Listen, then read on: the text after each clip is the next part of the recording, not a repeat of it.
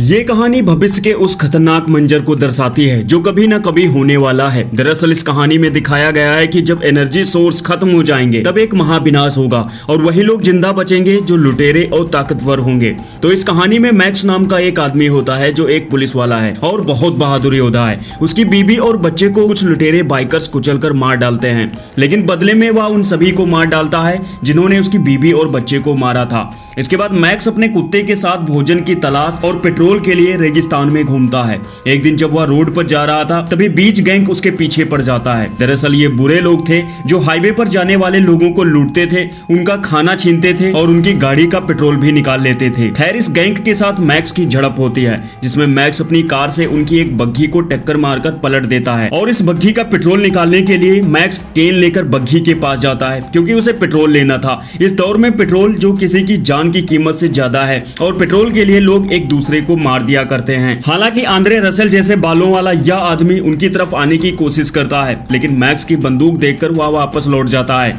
यहाँ मैक्स यहाँ पर खड़े ट्रक का फ्यूल टैंक चेक करता है, लेकिन ये तो खाली है। इसके बाद मैक्स अपनी कार लेकर आगे निकल जाता है। यहाँ रास्ते में उसे एक जायरोकॉप्टर दिखता है। इसे देखकर मैक्स सोचता है क्यों ना इस जायरोकॉप्टर का भी पेट्रोल निकाल लिया जाए। वह आगे बढ़ता है, लेकिन रेत में छिपा जायरोकॉप्टर उस पर हमला करता है क्योंकि उसे भी पेट्रोल चाहिए। वह मैक्स की गाड़ी का पेट्रोल निकालने उसके कार के पास जाता है, लेकिन मैक्स का कुत्ता उस पर हमला करता है। इस बीच मैक्स कैप्टन को दबोच लेता है। कैप्टन उससे अपने जान की भीख मांगता है। वह उसे बताता है उसे एक रिफाइनरी के बारे में पता है जहां काफी मात्रा में पेट्रोल मिल सकता है। वह उसे वहां तक ले जाएगा अगर मैक्स उसकी जान बख्श दे।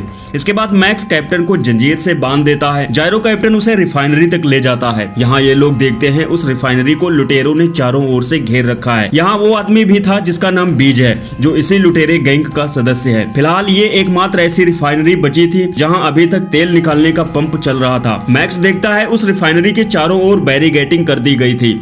यहाँ एक बड़ा सा टैंकर था जिसमें तेल होता है। यहाँ बिजली थी, आग के गोले थे। मतलब उस रिफाइनरी कंपाउंड में कुछ लोग थे जो इन लुटेरों से बचने के लिए सुरक्षा के कड़े इंतजाम कर रखे थे। कैप्टन कहता है ये बहुत खतरनाक लोग हैं, इनसे भिड़ना यानी अपनी जान जोखिम में डालना है, लेकिन मैक्स को इस चीज की परवाह नहीं है। इसके बाद मैक्स कैप्टन की जंजीर को एक लकड़ी से बांध देता है ताकि वह कहीं भाग न जाए और एक सही मौके की तलाश खोजने लगता है।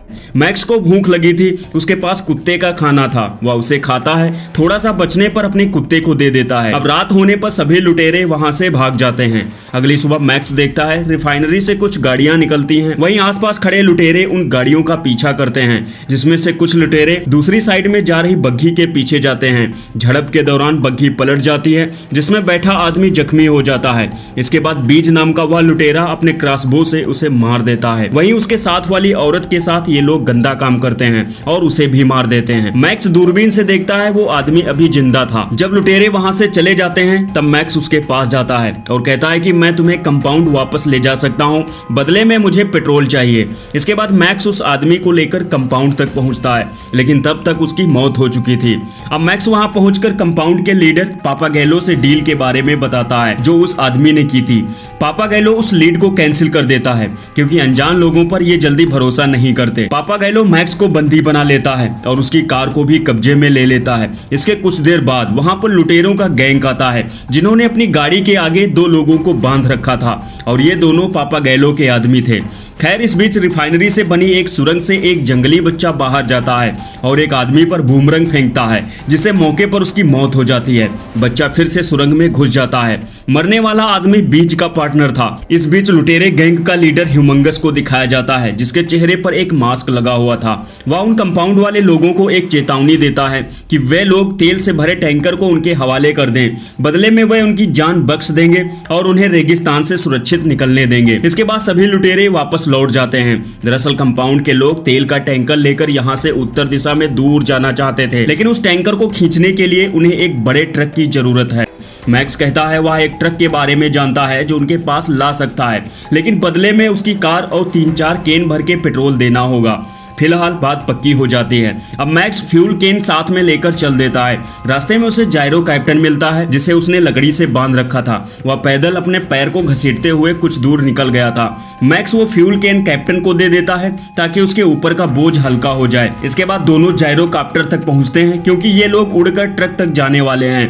दोनों उस ट्रक तक पहुंचते हैं। इस ट्रक में डीजल डालकर स्टार्ट किया जाता है। इसके बाद मैक्स इस ट्रक को कंपाउंड की ओर लेकर चल देता है। कैप्टन भी जायरोकाप्टर लेकर उसके पीछे जा रहा है। अब रास्ते में इनका सामना लुटेरों से होता है। दरअसल लुटेरों को भी यह ट्रक चाहिए था और वो किसी भी कीमत पर इसे कंपाउंड तक नहीं पहुंचने देना चाहते थे। लुटेरों का सरदार ह्यूमंगस इस ट्रक पर आगे से गोली मारता है, जिससे उसका इंजन खराब हो जाता है। इस बीच एक आदमी क्रॉसबो से ट्रक के टायर पंचर करने की कोशिश करता है। यहाँ तक कि ट्रक पर कुछ लुटेरे चढ़ भी जाते हैं, लेकिन किसी तरह बचते बचाते हुए मैक्स ट्रक को कंपाउंड के अंदर तक ले जाने में कामयाब हो जाता है। लेकिन ट्रक के साथ गैंग के कुछ आदमी, जिसमें बीज भी था, गेट बंद होने से पहले कंपाउंड में घुस गए थे। कंपाउंड के आदमी उन्हें पकड़कर मौत के घाट उतार देते हैं, लेकिन बीज वहां से किसी तरह भागने में कामयाब हो जाता है। कैप्टन भी जायरोकाप्टर लेकर कंपाउंड में लैंड करता है। कंपाउंड में रहने वाले लोग जायरोकाप्टर को बड़े ध्यान से देखते हैं। शायद उन्होंने ऐसी मशीन पहले कभी नहीं देखी थी। इधर एक मैकेनिक जो ट्रक को ठीक कर रहा था, वह कहता है उसे ट्रक ठीक करने में लगभग 12 घंटे का समय लगेगा। दरअसल झड़प होने के दौरान लुटेरों ने ट्रक के इंजन को खराब कर दिया था। खैर, मैक्स अपना वादा पूरा करने के बाद अपनी कार लेता है और पेट्रोल लेकर जाने की तैयारी में था। पापागेलो उसे अपने साथ चलने को कहते हैं, क्योंकि वो जान चुके हैं मैक्स उनके काम का आदमी है, वो बहादुर है और उन्हें ट्रक चलाने के लिए एक ड्राइवर की भी जरूरत है। फिलहाल मैक्स अपनी कार लेकर वहां से निकल जाता है, लेकिन रास्ते में बीच मैक्स को जाते हुए देख लेता है।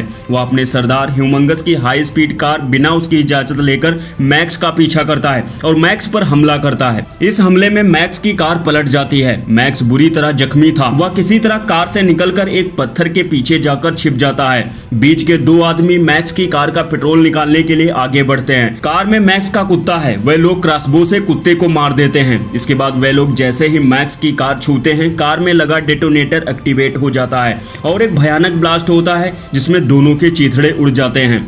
बीज दूर से ये सब देख रहा था। वह कार लेकर वहां से भाग जाता है। इसके बाद जायरो कैप्टन उस धुएं को देखता है जो मैक्स की कार से उठ रहा था। वह मैक्स को लेने जाता है और उसे लेकर वापस आ जाता है। यहाँ कंपाउंड का लीडर पापागेलो, जो अपने लोगों को यहाँ से निकलने का प्लान समझा रहा था। इस बीच मैक्स उसे कहता है वह ट्रक चलाने को तैयार। अब सभी निकलने की तैयारी कर रहे हैं। हालांकि यह जंगली बच्चा, जो बाकी के लोगों के साथ बस में नहीं जाना चाहता था, वह मैक्स के साथ उसके ट्रक में जाना चाहता है। इधर बाहर उन लुटेरों का गैंग हमला करने के लिए बिल्कुल रेडी होता है। यहाँ दिखाया जाता है ह्यूमंगस ने बीज को जंजीर से बांधा है, क्योंकि वो बिना इजाजत उसकी हाई स्पीड कार लेकर मैक्स पर हमला करने के लिए गया था। इधर कंपाउंड से मैक्स और पापागेलो निकल रहे हैं। ह्यूमंगस अपनी बंदूक से उस ट्रक के इंजन पर निशाना लगाता है, लेकिन इंजन पर पहले ही लोहे का एक गार्ड लगा दिया गया था। इधर कैप्टन भी अपने जायरोकाप्टर से लुटेरों पर केरोसिन बम गिराकर हमला करने लगता है। मैक्स सभी गाड़ियों को ठोकर मारते हुए आगे निकल रहा था। अब लुटेरे अपनी अपनी गाड़ियां लेकर टैंकर के पीछे पड़ जाते हैं। यही मौका देखकर कंपाउंड के बाकी लोग दूसरे रास्ते निकल रहे थे और यही पापागेलो का प्लान था। इधर कुछ लुटेरे देखते हैं कंपाउंड बिल्कुल खाली है। वह पेट्रोल की तलाश में अंदर जाते हैं, लेकिन यहाँ पहले से ही बम फिट कर दिया गया था, जिससे एक भयानक ब्लास्ट होता है और अंदर गए सभी लुटेरे मारे जाते हैं। खैर, इधर टैंकर के ऊपर वॉरियर वुमन और मैकेनिक मोर्चा संभाले हुए था।